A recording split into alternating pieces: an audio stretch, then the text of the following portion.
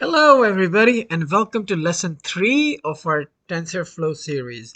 I hope you have watched the last two videos. I am Ibrahim Malik, AWS Certified Solutions Architect, AI Practitioner, and Machine Learning Specialist. And today we are taking your AI skills to the next level, okay? In our previous lessons, we built AI models using TensorFlow's built-in functions. Today we are going behind the scenes to create custom AI models with complete control over how they learn and deploy them in real world applications, okay? So think of it like this. We are moving from using a pre-built car to building our own custom vehicle from ground up. It's more work, but the results are worth it, okay? All right, so let's dive right in. In today's lesson, we'll be covering three major topics that will transform how you work with AI. First, we'll build a custom AI model using TensorFlow's sub. This gives us far more flexibility than the sequential models we have used before. Second, we will train this model manually using something called GradientTape. Don't worry if that sounds complicated. I'll break it down into simple concepts that anyone can understand. Finally, we'll save our trained model and learn how to deploy it as a web service that can be used in real applications. Right? Imagine building an AI that can be accessed from anywhere in the world. Okay. So by the end of this lesson, you'll have the skills to create AI systems that can solve specific problems exactly the way you want. All right, so why customize AI training, right? So why would you want to customize AI training in the first place, right? All right, so let's compare the two approaches. With built-in training using the sequential API, which we have used in previous lessons, everything is simple and straightforward, right? It's like using a microwave oven. Push a button and your food is ready. This is perfect for standard problems and beginners, right? And I would say majority of the problems you could address there as well. But with custom training, using subclassing and gradient tape, we get much more control and flexibility. It's like cooking on a professional stove with precise temperature control and multiple burners. It takes more skill, but the results can be much better. All right, so let me give you some real world examples where custom training shines, okay? In self-driving cars, engineers need precise control over how the AI learns to recognize unusual road conditions, right? Or rare events that standard models might miss. In robotics, custom training allows robots to learn specific movements that standard models just can't handle, right? And in medical diagnosis, doctors need AI that can focus on subtle patterns, on subtle patterns in medical images that might indicate early stage diseases, right? Think about it like teaching a student. The standard approach is like following a textbook exactly. The custom approach is like adapting your teaching on how that specific student learns best, right? So now let's see how to build these custom models in practice, okay? Let's just start by building your custom AI model instead of the sequential API we've used before, okay? So we'll use what is called subclassing, okay? Let me walk you through this code step by step. First, we import TensorFlow as usual, right? We've done that in the past. Then we create our custom model by defining a class called custom AI model that inherits from tf.Model. Remember, we used that in the last exercise. Think of this as creating a blueprint for your AI, okay? Inside the init method, we set up the layers of our neural networks.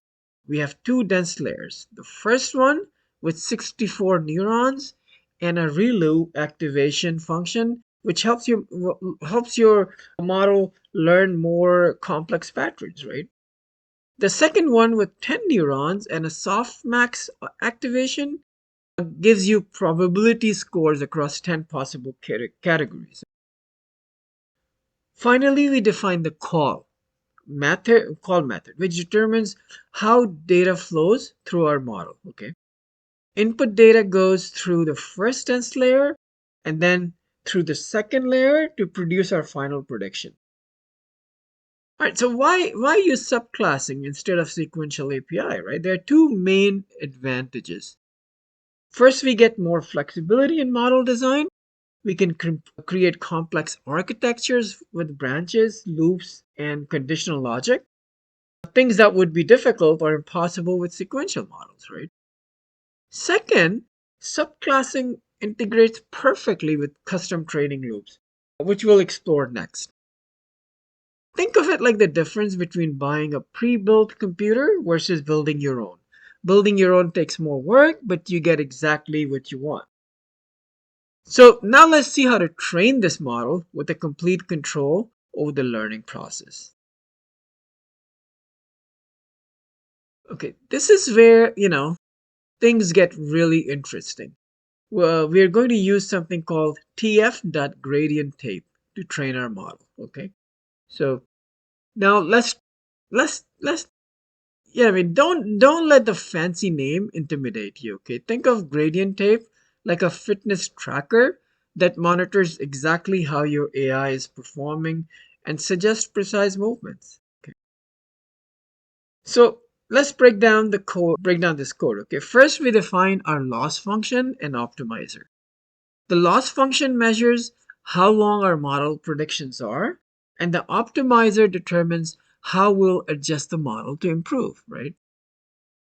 Then we enter our training loop, which will run for 10 epochs or around 10 epochs round of training. Inside each epoch, we wrap our prediction and loss calculation in a TF gradient block.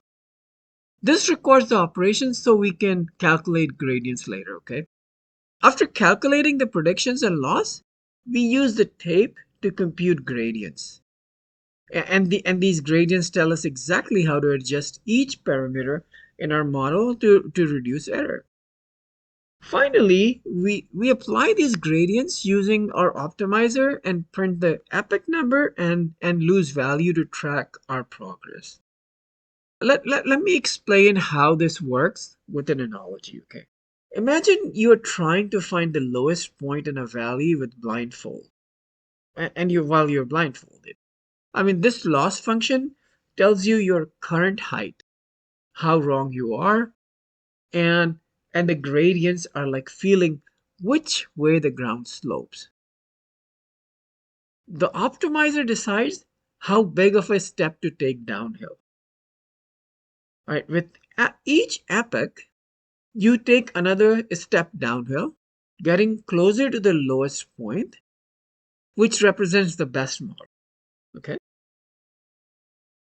So, what makes this approach powerful is that you can customize every part of the training process. You can use different loss functions for different parts of your model. You can apply custom constraints or regulation, right? You can even monitor internal values during training to understand what's happening. This level of control is why researchers and advanced practitioners, love gradient tape, right? Let's visualize that, what's happening during training.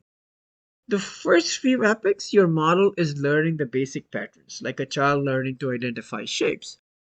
Model epochs, your model returns its understanding, making fewer obvious mistakes, right? So those are your middle epochs, right? So, like I said, the first few epochs, your model is learning the basic patterns, and then middle apex, your model refines its understanding, right? Making fewer obvious mistakes. And then final apex, your model fine tunes its parameters, getting those tricky edge cases right.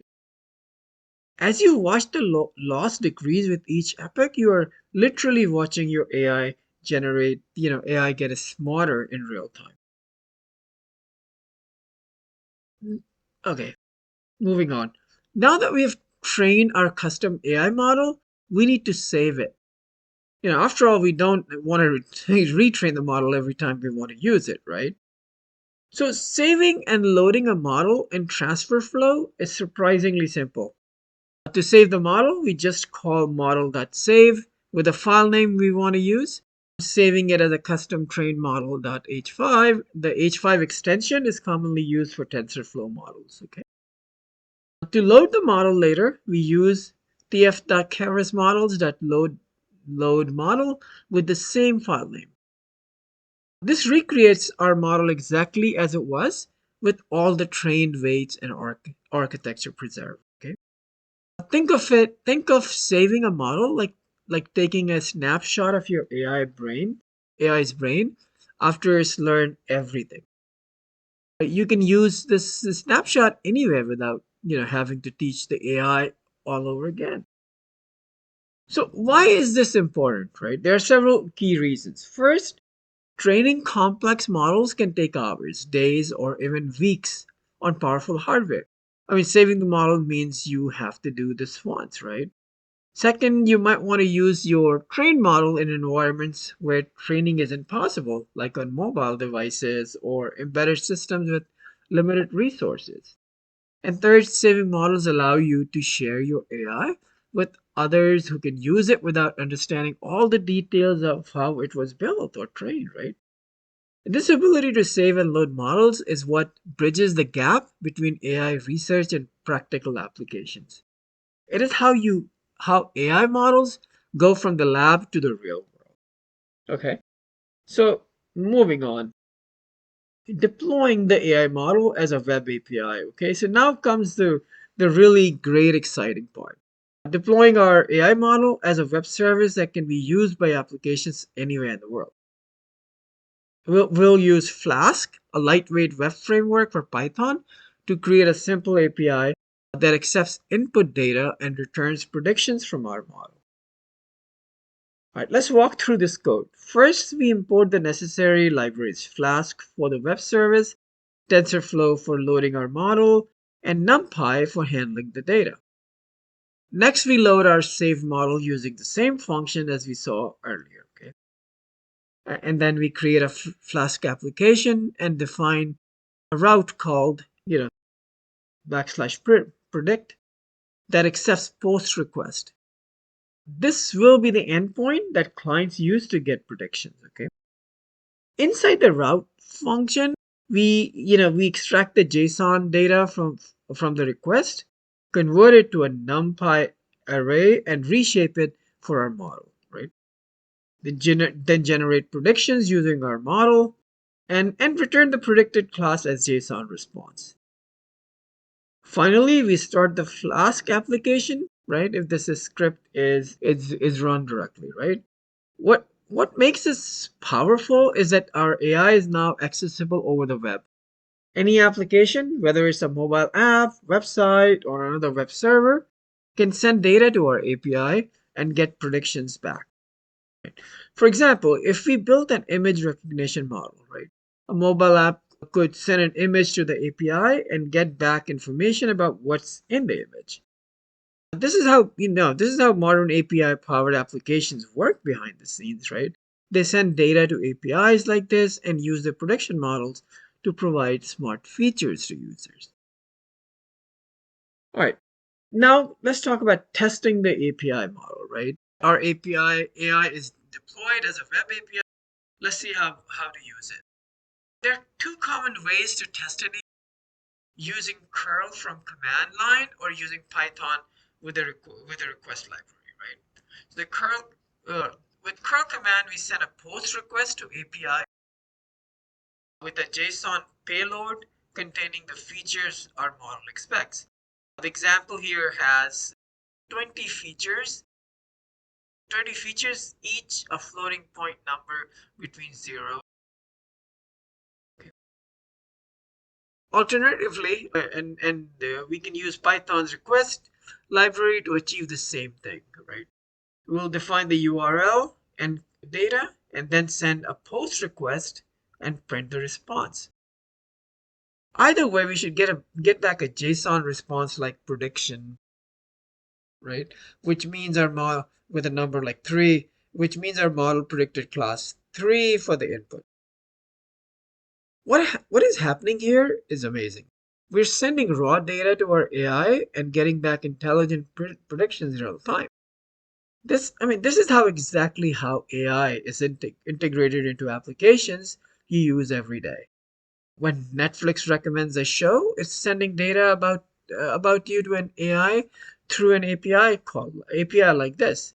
Or when your email filters the spams, it's sending the email text to an AI that predicts whether it's a spam. Oh, and when your phone recognizes your face, right, it's sending image data to an AI that predicts whether it's you, right? By building and deploying this API, we have created the same type of system that powers these real world applications. All right, so final thoughts, right? Congratulations. Let's recap what you've accomplished today. You've learned how to build a custom AI model using TensorFlow subclass, giving you complete flexibility in model architecture. And you learn training with GradientTape, which provides precise control over how your model learns from data. And you have developed your trained model as a Flask API, making it accessible to applications anywhere. These are advanced skills that are used by professional AI engineers and data scientists every day, right? So, what's next on your AI journey? Here are exciting directions to explore. First, you could deploy your API to cloud services like AWS, Google Cloud, or Azure. This would make your AI accessible globally with high reliability. Second, you could optimize your training process by experimenting with learning rate schedules, which can make training faster and more effective. Third, you could apply these techniques to real world data sets in areas you're passionate about, right? Whether that's healthcare, finance, entertainment, environmental sciences, whatever you fancy. The skills you've learned today are powerful building blocks that can be applied to countless AI problems. So thank you for joining me in this session. If you found it valuable, please subscribe for more AI tutorials and drop a comment below with any questions or to share what you've learned, what you're building with these techniques. I am Ibrahim Malik and I'll see you in the next tutorial. Thank you.